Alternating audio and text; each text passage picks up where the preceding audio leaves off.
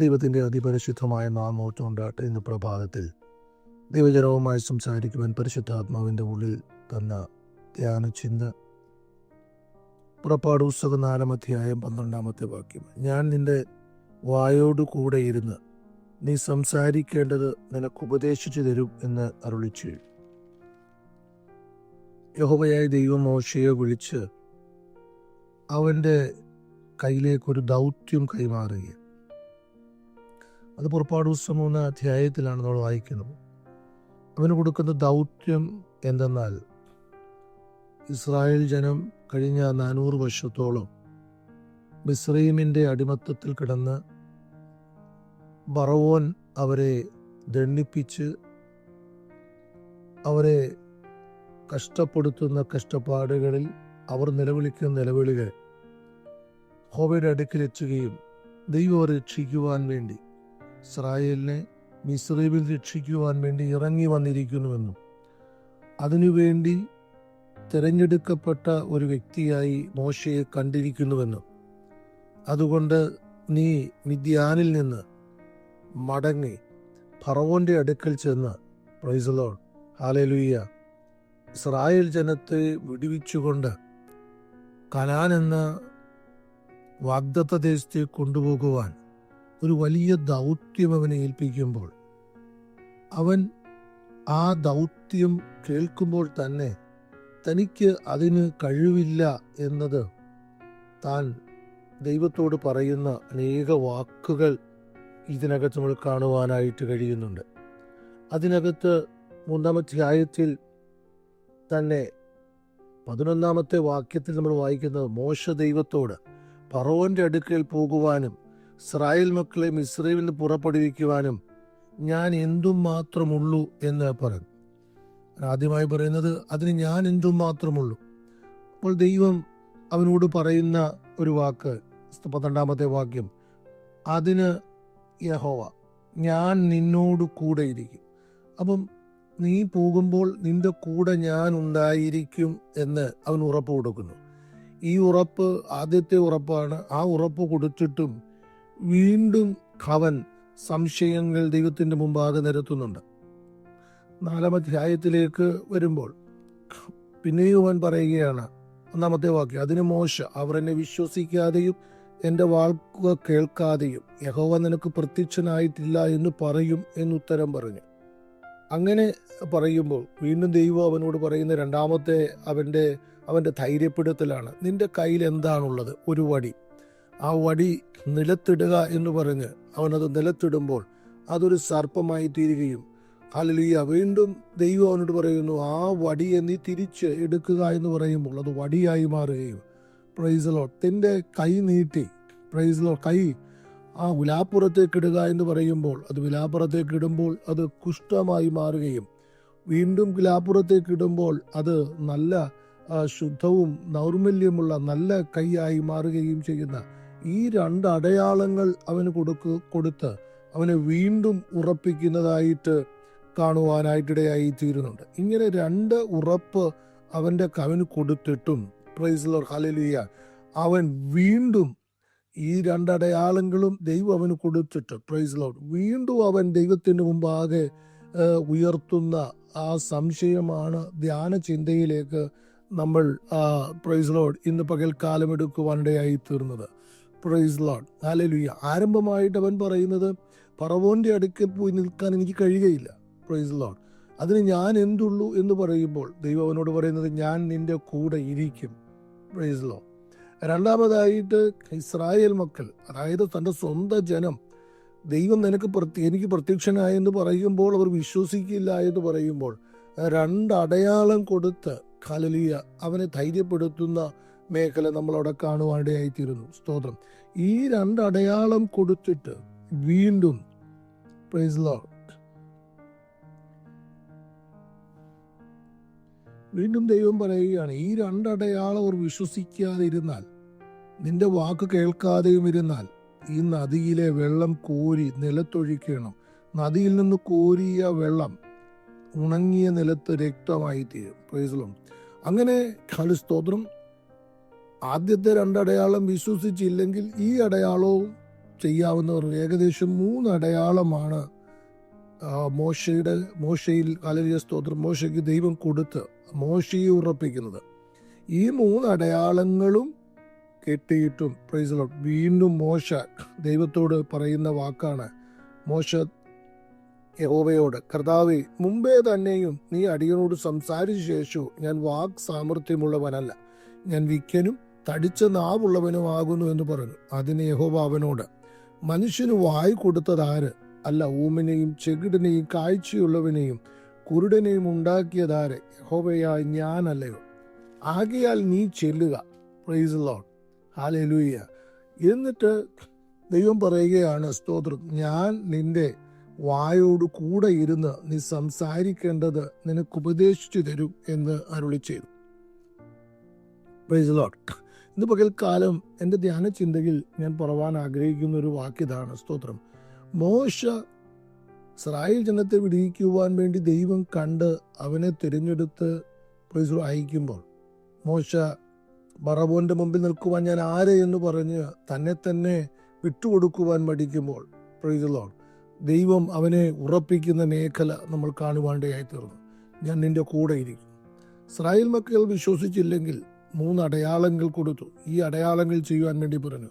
ആ അടയാളങ്ങൾ കൊടുത്തിട്ട് വീണ്ടും മോശ, അല്ലെങ്കിൽ ഞാൻ വിക്കനും ആ തടിച്ച നാവിനുള്ളവനുമാണെന്ന് പറയുമ്പോൾ ദൈവം അവനോട് കൊടുക്കുന്ന 3ാമത്തെ അഷ്വറൻസ് ആണ്, 3ാമത്തെ ഉറപ്പാണ്.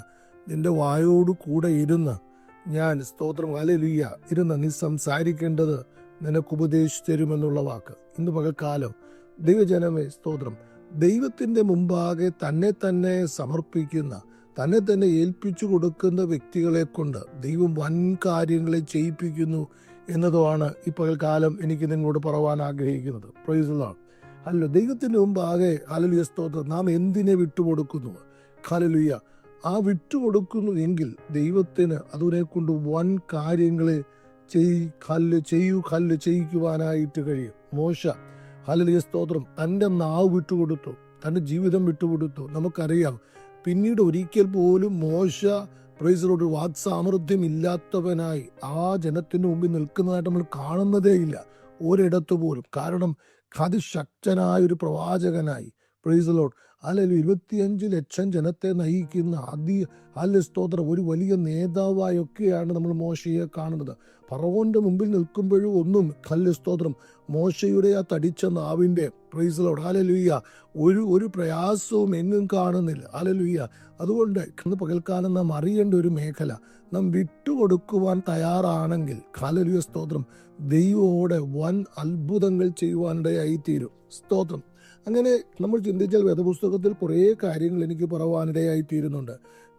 മത്തായി സുവിശേഷം 14-ാം അധ്യായത്തിൽ അതിൻ്റെ 17-18 വാക്യങ്ങളൊക്കെ വായിക്കുമ്പോൾ കർത്താവിൻ്റെ കയ്യിലേക്ക് ഒരു ബാലകന്റെ കയ്യിലുള്ള 5 അപ്പം കൊടുക്കുന്നതായിട്ട് കാണുവാനിടയായിത്തീരുന്നുണ്ട്. അതിൽ ഈ 5 അപ്പം കർത്താവ് എടുത്ത് വാഴ്ത്തി, സ്തോത്രം, സ്വർഗത്തിലേക്ക് നോക്കി വാഴ്ത്തി ശിഷ്യന്മാരുടെ കയ്യിലേക്ക് കൊടുക്കുമ്പോൾ പുരുഷന്മാർ തന്നെ 5000 പേരോളം ഭക്ഷിച്ച് തൃപ്തി പ്രാപിച്ചതായിട്ട് നമ്മൾ ദൈവവചനത്തിൽ വായിക്കുന്നു. Price the Lord. നമ്മൾ പിന്നെയും മുൻപോട്ട് ചിന്തിച്ചു കഴിഞ്ഞാൽ, സ്തോത്രം, പ്രൈസ് ദി ലോർഡ്, മർക്കോസിന്റെ ഹല്ലേലൂയ സ്തോത്രം ഭവനം, അല്ലെങ്കിൽ സ്തോത്രം ഹല്ലേലൂയ, ആ മാളികമുറി, സ്തോത്രം, കർത്താവായ യേശുക്രിസ്തുവിന് ഹല്ലേലൂയ സ്തോത്രം പെസഹ കഴിക്കുവാൻ വേണ്ടി വിട്ടുകൊടുത്തതായിട്ടാണ് നമ്മൾ ആരംഭത്തിൽ കാണുന്നത്. അത് പിന്നീട്, സ്തോത്രം, ശിഷ്യന്മാർ അവിടെ താമസിക്കുന്നു. Price the Lord. അതൊരു പ്രാർത്ഥനാ ഭവനമായി മാറുന്നു. അത്, സ്തോത്ര, അപ്പോസ്തലർ 2-ാം അധ്യായത്തിൽ നമ്മൾ വായിക്കുമ്പോൾ ഇങ്ങനെയാണ് കാണുന്നത്, അവിടേക്ക് ദൈവത്തിന്റെ ആത്മാവ് ഇറങ്ങി വന്നു എന്ന് വെച്ചാൽ, സ്തോത്രം, അല്ല, പരിശുദ്ധാത്മാവ് ഭൂമിയിലേക്ക് ഇറങ്ങി വന്ന, പ്രൈസ് ദി ലോർഡ്, ഹല്ലേലൂയ, ആ വലിയ ഹല്ലേലൂയ സ്തോത്രം അനുഗ്രഹീതമായ ഒരു ചരിത്ര നിമിഷം നടന്നത് ആ മർക്കോസിന്റെ മാളികമുറിയില്. Price the Lord. അതിന്റെ കാരണം ഹല്ലേലൂയ, ആ ഭവനം, ഹല്ലേലൂയ, ഒരു പിതാവ് ഹല്ലേലൂയ സ്തോത്രം യേശുവിനും ശിഷ്യന്മാർക്കും പെസഹ കഴിക്കുവാൻ വിട്ടുകൊടുത്തു എന്നൊരു കാര്യമാണ്. പിൽക്കാലത്ത് നമ്മൾ മനസ്സിലാക്കുമ്പോൾ ആ കുടുംബത്തിൽ നിന്ന്, സ്തോത്രം, മർക്കോസ് ഹല്ലേലൂയ സുവിശേഷകനായി മാറുന്നു. Price the lord. Hallelujah. Barnabas, ഇവരെല്ലാം പുറത്തു വരുന്നത് ആ ഭവനത്തോട് ബന്ധപ്പെട്ട, പ്രൈസ് ലോർഡ്. ഇന്ന് പകൽക്കാലം സ്തോത്രം, ഹല്ലേലൂയ, ദൈവത്തിന് നാം വിട്ടുകൊടുക്കുന്നുവെങ്കിൽ ഹല്ലേലൂയ നാം വലിയ അനുഗ്രഹം പ്രാപിപ്പാൻ ഇടയായി തീരും എന്നൊരു ചിന്തയാണല്ലോ നിങ്ങളുടെ മുമ്പിൽ വെക്കുവാൻ ഞാൻ ആഗ്രഹിച്ചത്. സ്തോത്രം. അങ്ങനെ ദൈവത്തിന് വിട്ടുകൊടുത്ത് അനുഗ്രഹം പ്രാപിച്ച അനേകരെ നമ്മൾ ദൈവത്തിൻ്റെ വചനത്തിൽ കാണുവാനിടയായി തീരുന്നുണ്ട്.